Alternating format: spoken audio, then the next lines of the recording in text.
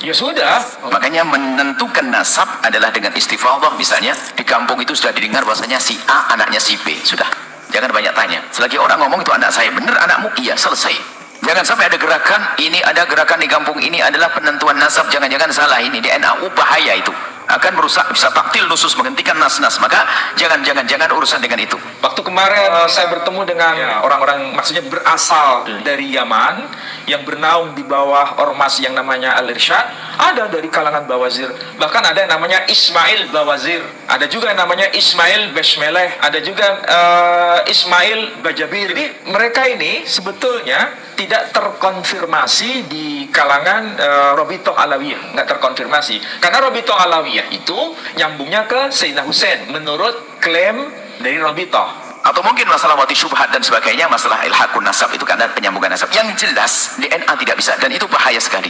Wah, ini bisa merusak, naudzubillah, bisa menjadikan orang meninggalkan syariat gara-gara ini. Belum lagi masalah DNA itu sudah kita putus, nggak boleh, nggak ada penetapan nasab dengan DNA, sudah selesai. Wajar kalau Bawazir nggak dimasukkan ke situ, bahkan tidak dianggap sebagai keturunan Nabi. Kalau Bawazir nyambungnya ke Sayyidina Hasan, Hasan, bukan Sayyidina Husain, dan itu terkonfirmasi, jelas itu, dan sudah ada tes DNA. haplogripnya J1, tapi uniknya tidak pernah menarasikan di ruang publik, dan itu saya kira patut kita hargai, karena bagaimanapun juga keturunan Ismail, keturunan Nabi Ismail, keturunan Nabi Shallallahu Alaihi Wasallam sampai ke Indonesia. Itu habaib yang di Indonesia itu adalah hanya dari satu, Sayyidina Ahmad bin Isa al-Muhajiri.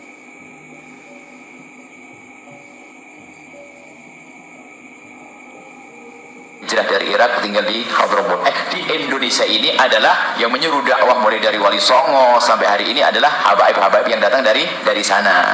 Jangan sampai kita ini merasa sudah pintar, kemudian tidak mau belajar, tapi seperti berdiri di atas menara Gading. Ini yang bahaya. menang-menangan akan. Umat ini sekarang harus dicerdas. Jangan sampai bangsa kita ini hanya karena kepentingan sesuatu yang tidak jelas, kemudian hal-hal yang sifatnya tradisi akademik ini menjadi buyar. Nah, model manusia begini loh penghancur perusahaan, buat perusahaan. Habaib, dicari omongan habaib yang nggak benar lalu diangkat, lalu mengatakan habaib begini, doktrin tentang khurafat dan sebagainya. Kami belajar dengan habaib. Anda pun juga melihat apakah saya menghadirkan khurafat? Ini loh penfitnah, pengen menanamkan kebencian. Sudahkah kita ini bekerja keras untuk mencari data sebagai seorang akademisi? Bukan menebarkan kebencian, bukan menebarkan perselisihan, bukan membuat umat semakin gagal. Ini secara umum segala nasab, kalau satu kelompok yang menisbatkan bahasanya dia punya nasab kepada orang tertentu, Anda tidak berhak untuk otak-atik. Ini siapapun nasab ke siapapun, apalagi kepada baginda Nabi Sallallahu Alaihi Wasallam. Saya berharap orang-orang Indonesia itu mulai mentradisikan untuk membaca buku-buku yang sifatnya itu bukan bahasa tausiah, tapi bahasa riset. Bahasa riset itu penting, karena umat kita ini jangan sampai hanya sekedar bahasa persuasi, tapi bahasa argumentasi. Bahkan dikatakan, para imam mengatakan kalau ada sekelompok orang Anda mendengar, mengetahui dari keluarganya mengatakan bahasanya dia punya nasab pada Rasulullah, cukup Anda percayai. Jadi pada abad keempat, 5, 6, 7, 8 tidak ada informasi apa berkaitan dengan sosok siapa yang bernama Ubaidillah itu, apakah anaknya Ahmad, Imam Ahmad atau bukan. Itu yang dituntut sebetulnya untuk mencari data itu. Dan itu saya kira sudah fix sebetulnya. Memang belum ada sekarang ini yang bisa menghadirkan bukti validasi itu. Tolong Anda tidak usah bergeming, pokoknya dia sebut satu kelompok dimanapun Anda menemukan, jika kelompok itu masyhur di kalangan keluarganya dia punya nasab sampai Nabi Muhammad, cukup Anda percaya, tidak usah Anda otak-atik. Masalahnya jangan sampai terjadi arogansi dan jangan sampai ada terjadi kapitalisasi nasab.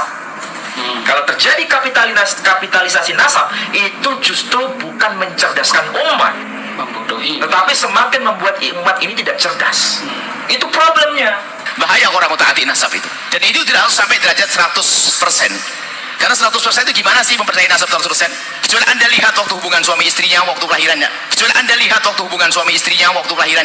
Nah, sekarang kewajiban dari Bani Alawi yang disebut para habaib itu harus kalau bisa mencari dokumen bahasa Arabnya, kitab-kitab Arab yang tua itu dicari untuk bisa tahu itu ada kelemahan atau tidak. Kalau nggak menguasai bahasanya mana mungkin.